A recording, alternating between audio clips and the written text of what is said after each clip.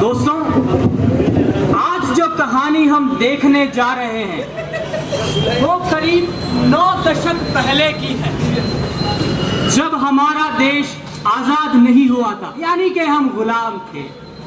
मगर मेरी समझ में ये नहीं आ रहा कि आखिर ऐसी क्या जरूरत आन पड़ी कि हमें इतना फ्लैशबैक में जाना पड़ रहा है। शायद कुछ तो बात थी तब की, जो आज हमने कहीं ना कहीं खो दी है। वो देश प्रेम, वो त्याग, वो समर्पण और वो जुनून पेश है।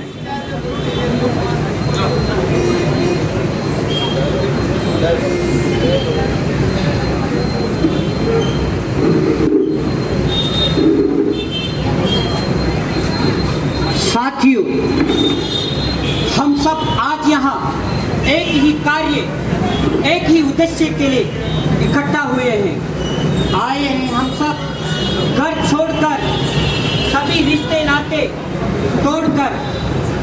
आए हैं हम सब अपनी मातृभूमि की सेवा में, अपना सर्वस्व न्योछावर कर देंगे। हम सभी का यहाँ पर इकट्ठे होने का एक ही उद्देश्य है, बेड़ियों से जकड़ी हुई भारत माता को आजाद कराना। मगर यह कार्य इतना आसान नहीं है। हम अपने देश को तब तक स्वतंत्र नहीं कर पाएंगे जब तक देश का एक भी नौजवान सोया हो। हम ब्रिटिश साम्राज्य को कड़ी चुनौती देंगे। इसके लिए आपकी क्या योजना है बिस्मल जी? हमारे दल के उद्देश्य को लोग जान सके, इसके लिए पूरे प्रांत में एक ही समय, एक ही दिन हम सबको पहुंचना है।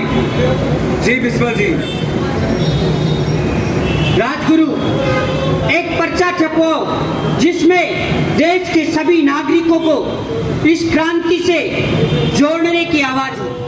परंतु बिस्मल जी, इसके लिए तो काफी धन की आवश्यकता होगी, वो हम कहाँ से लेके आएंगे? जी बिस्मल जी, हमारे दल के पास इतना धन नहीं है कि हम पूरे देश में इन बच्चों को बचा सके।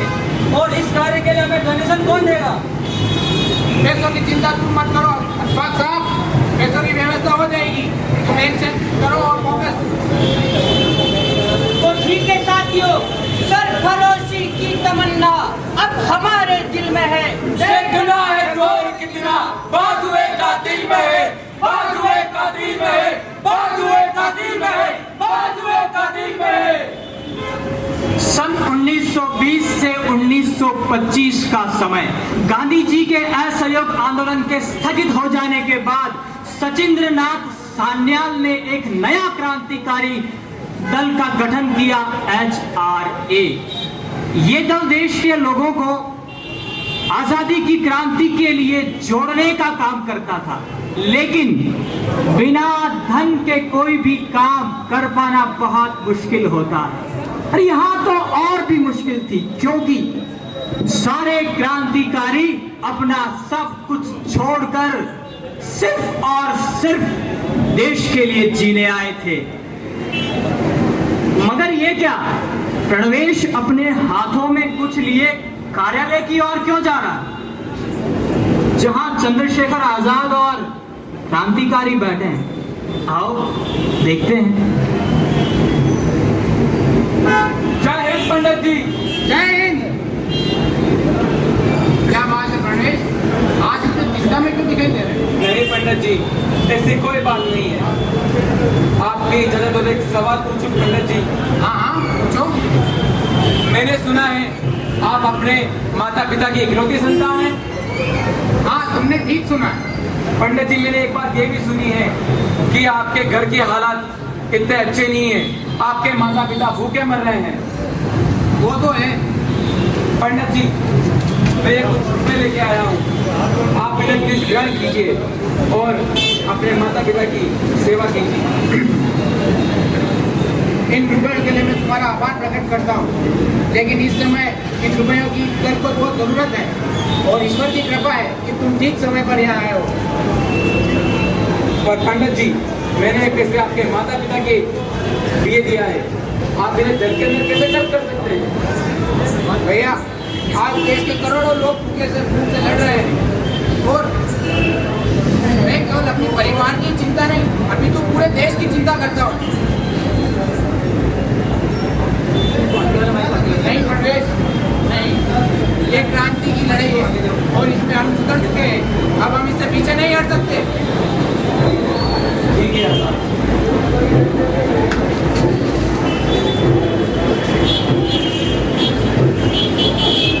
चंद्रशेखर आजाद का अपनी मातृभूमि के लिए ये निस्वार्थ प्रेम देखकर प्रवेश की आंखें भर आई। वही ये संवाद हमें अपने देश के लिए मर मिटने का, समर्पण का, त्याग का और देश के लिए कुछ करने की प्रेरणा देता है। आइए आगे बढ़ते हैं। इस देश में एक तरफ जहां अपनी मातृभूमि के लिए सब कुछ न्यौछावर करने वाले चंद्रशेखर आजाद जैसे क्रांतिकारी थे, वहीं दूसरी ओर देश की गरीब जनता को लूटने वाले और उन पर अत्याचार करने वाले कुछ ऐसे धनी व्यक्ति भी थे।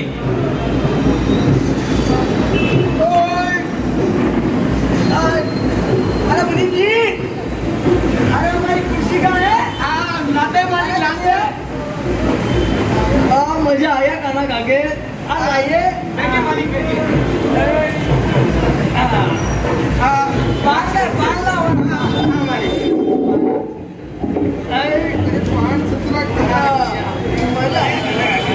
अरे पान दीजिए। अरे मालिक निकाल रहे हैं, खाना क्यों दे रहे हो?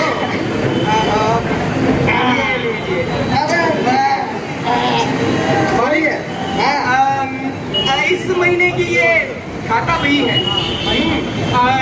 कुछ लोगों के उधार बाकी है भैया। ये देखिए, इसमें कुछ किसान हैं, उन्होंने अभी अपना पैसा चुकाया नहीं है। बुलाओ वालों को। एक रमेश है, इसे बुला दिया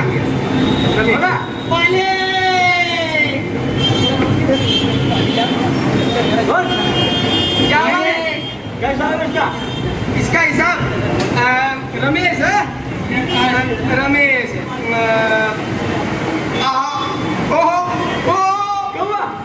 अरे सेठ जी, इसकी तो पिछले महीने की भी उधारी बाकी है। कितनी? पूरे 465 रुपए। हाँ, 465 रुपए? नहीं मालिक, नहीं सेठ जी, पिछले महीने तो मैंने कोई पैसे नहीं लिए। जरा ठीक से देखो ना साहब। अरे तो हम क्या झूठ बोल रहे हैं? नहीं मालिक, ऐसा। अरे मूर्ख, अनपढ़ गवार, समझ में नहीं आता। देख, तेरा अंगूठा भी लगा हुआ है। मालिक पत्नी बीमार है, बच्चों ने 2 दिन से खाना नहीं खाया है। आज वो बीमार है, कल वो बीमार है। पहले तेरे पैसे चुका, फिर आप पैसे मांगने। मालिक पत्नी को अस्पताल दिखाना है। हम गरीब आदमी हैं, आपके खेतों में दिन रात मजदूरी करते हैं। आप अगर हमारी मदद नहीं करेंगे तो कौन करेगा मालिक? क्या बात है ये, क्या बात है? अरे मुनीम जी, जहाँ तक हमें पता है, रमेश के पास 2 बीघा जमीन है। 2 बीघा जमीन? सुन, वो 2 बीघा जमीन तू मुझको दे दे, वो बदले में 100 रुपए ले ले। मुनीम जी, एक कागज लाओ, उसका अंगूठा लगाओ उसके ऊपर। क्या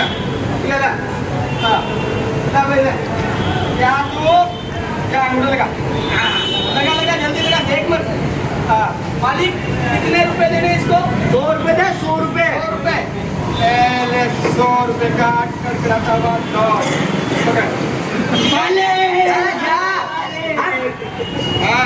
वापस में देना। भाग जा। वाह मालिक वाह, क्या बात है, क्या बात है। बात देनी पड़ेगी आपके दिमाग को। 5000 रुपए की जमीन 100 रुपए में खरीद ली। अरे मुनीम जी, जहाँ किसान की जमीन है ना, वहाँ पे सरकार नई रोड बनाने वाली है। अच्छा, 2 बीघा जमीन आ गई। अच्छा, 3 बीघा जमीन पहले से ही। अरे बहुत तो हो गए पूरी 5 बीघा। जी मालिक, अब तो अपनी चांदी है। जी से। हाँ सुनो, वहाँ पे अपन एक फैक्ट्री लगाएंगे। अच्छा, फैक्ट्री लगाएंगे। और इसको आराम में रख देना। हाँ ठीक है, ये भी खुश और हम भी सुखी, क्योंकि हमारा नाम भी दिलसुख है। दिलसुख, क्या बात है सेठ जी, क्या बात है, बहुत बढ़िया बहुत बढ़िया, आनंद आ गया सेठ जी। दिमाग हो तो मनसुख राम की जेब का। क्या है सेठ जी आपसे कोई मिलना है। हो रहा है? नाम तो नहीं बताया, 3 आदमी हैं, दिखने में सांप मालूम होते हैं। साहब, अच्छा हाँ मुनीम जी जरा देख रही है। हाँ, सेठ जी जी नहीं देख रही है। चल चल चल चल चल। कौन है? साहब कौन है? कहाँ है? और कहाँ है? एक बार अरे तो आते जा रहे हैं। हाँ कीनी नमस्कार। कौन है आप? हम सरकार की तरफ से आए हैं। ये हमारे जो ऑफिसर है और मैं गवर्नर साहब का सेक्रेटरी हूँ। हम सेठ दिलसुख राय से मिलना चाहते हैं। गवर्नर साहब के ऑफिस से आए। जी हाँ। आप थोड़ा सा तनिक ठहरिए, मैं अभी सेठ जी को इत्तला करके आता हूँ। वेरी। अरे सेठ जी, खड़े खड़े क्या पढ़ रहे हो? गवर्नर साहब के सेक्रेटरी आए हैं। हाँ, आपसे मिलना चाहते हैं। चलिए चलिए। राम राम। आप लोग बातें कर रहे हैं, अंदर आइए।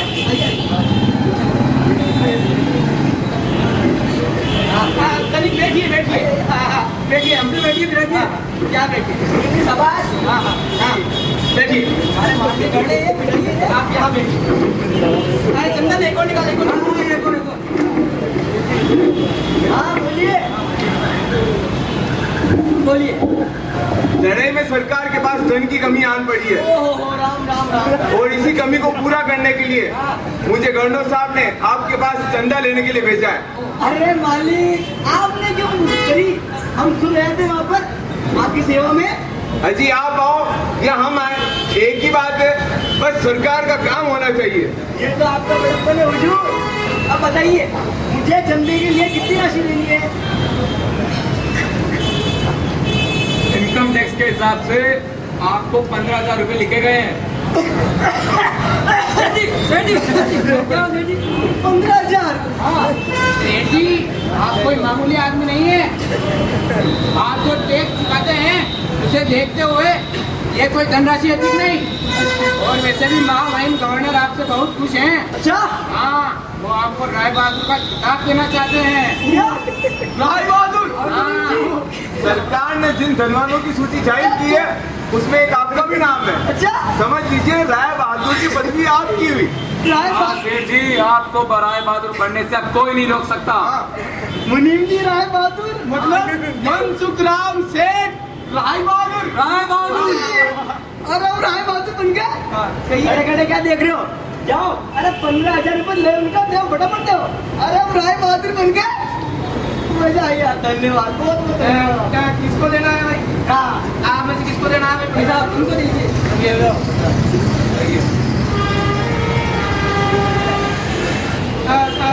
ये लीजिएगा रसीद। अच्छा अच्छा, अच्छा सेठ जी चलते हैं। बहुत बहुत धन्यवाद। और हाँ, गवर्नर साहब को राम राम बोलिएगा। हाँ जरूर जरूर जरूर। फिर आइएगा। आइएगा, आप ही का मेरा जरूर आइएगा। अरे मुनीम जी राय बहादुर। अरे वाह सेठ जी, मजा आ गया। आपको तो बैठे बैठे राय बहादुर का किताब मिल गया। और सेठ जी, मेरे एक बात समझ में नहीं आई। क्या कि आपने बिना सोचे समझे उसको 15,000 रुपए कैसे दिए? अरे मुनीम जी, सरकार भी हमारी शान को जानती है। अरे तभी तो हमको राय बहादुर की पदवी दे रही है। और जैसे गवर्नर साहब को पता चलेगा तो हमारी चांदी चांदी। वो कैसे? अरे पदवी की पदवी। और आपको पता है जो सरकार नई रोड बनाने वाली है, अच्छा वहाँ पर छोटू हलवाई की दुकान है। उस दुकान को गवर्नर साहब को कहकर अपने बस में करा लेंगे। फिर लड्डू, गुलाब जामुन। अरे मजा आ जाएगा। सेठ जी वाह, आपके चरण का है सेठ अरे जी। ये भी दबा, ये भी दबा। सेठ जी मानना पड़ेगा, आप तो बड़े ही दिमाग वाले निकले सेठ जी। मैं तो सोच रहा था कि खाता भाई मैं ही देखता हूँ। हाँ सेठ जी। सेठ जी क्या हो रहा है? बाहर इंस्पेक्टर आए हैं। हाँ पुलिस? हाँ, इतनी रात को इंस्पेक्टर? अभी कौन आया था यहाँ पे? गवर्नर साहब के सेक्रेटरी आए थे। और कौन आया था उनके साथ? 2 ऑफिसर भी थे उनके। पर बात क्या हुई साहब? अरे पहले ये बताइए, वो तीनों दिखने में कैसे थे? सेक्रेटरी बोला था एक मैं इतना मोटा था थोड़ा सा, एक सांवला था। हमने उन्हें जिंदा तो नहीं दिया? हाँ दिया। हाँ? कितना दे दिया? अरे पूरे 15,000 दिए। सेठ जी आप ठगे गए हैं। आपके साथ बहुत बड़ा धोखा हुआ है। और कोई नहीं, वो क्रांतिकारी चंद्रशेखर आजाद, भगत सिंह और राजगुरु थे। मेरा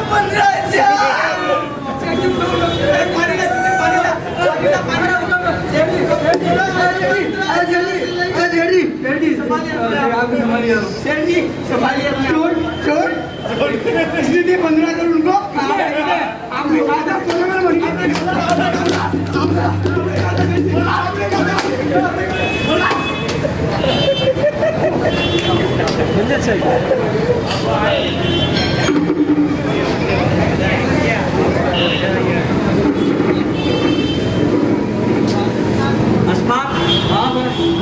भगत, राजगुरु और आजाद ने तो उस सेठ के जाकर कैसा कार्य किया है, बहुत सारा धन एकत्रित किया है। जय हिंद। वाह आजाद वाह, तुमने तो उस सेठ के वहां जाकर क्या खूब मेहमान नवाजी कराई है। पर अपने देश के लोगों को लूटना ये पाप समझना चाहिए हमें, ये ठीक नहीं है। अशफाक साहब, मेरे लिए देश की आजादी सबसे पहले है और उसके लिए मैं पाप पुण्य का विचार नहीं करता। दिलसुख राय जैसे लोग भोली भाली गरीब जनता का खून चूस चूस कर अमीर बनते हैं और ऐसे अमीरों को लूटना मैं पाप नहीं समझता। वास्तव में इनके पास जमा धन देश का धन है, इसे राष्ट्रीय कार्य में लगाना चाहिए। ये कोई पाप नहीं है साहब। इसीलिए हमारा अपने देश को आजाद करना ही कर्तव्य है और हम जैसे क्रांतिकारी इस देश के लिए अनेक प्रकार के विरोध, अनेक प्रकार के संकट सहन करने के लिए तैयार रहते हैं। तो साथियों, सरफरोशी की तमन्ना अब हमारे दिल में है। देखना है गोर कितना बाजुए का दिल में है, बाजुए का दिल में है, बाजुए का दिल में है, बाजुए का दिल में है, बाजुए का दिल में है।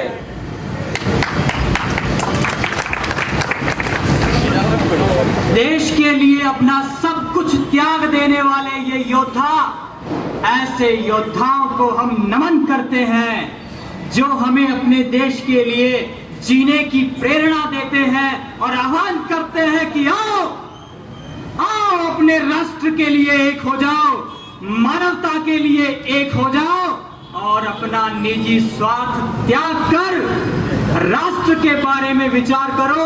यारो, इस मिट्टी से प्यार करो, इस मिट्टी से प्यार करो। हम होंगे कामयाब, हम होंगे कामयाब, हम होंगे कामयाब एक दिन।